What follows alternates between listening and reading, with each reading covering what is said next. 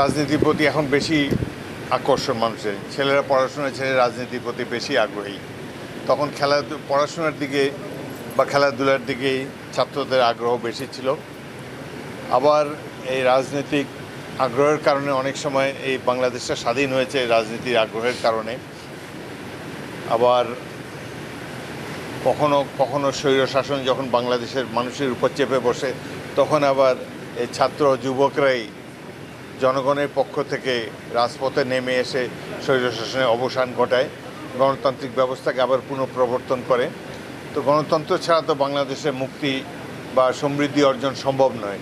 সেই দিক দিয়ে রাজনীতির এই একটা ভালো দিক আমি লক্ষ্য করেছি যে সাধারণ মানুষের সচেতনতা বেড়েছে, গণতন্ত্রের প্রতি তাদের ঐকান্তিক আগ্রহ বেড়েছে। এটি বাংলাদেশকে অনেক আগে নিয়ে যাবে।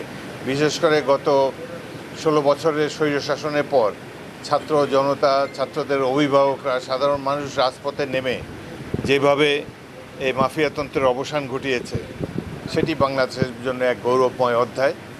এই দেশে গণতান্ত্রিক ব্যবস্থা আরও দৃঢ়ভাবে প্রতিষ্ঠিত হবে বাংলাদেশের মাটিতে, এটাই আমরা কামনা করি।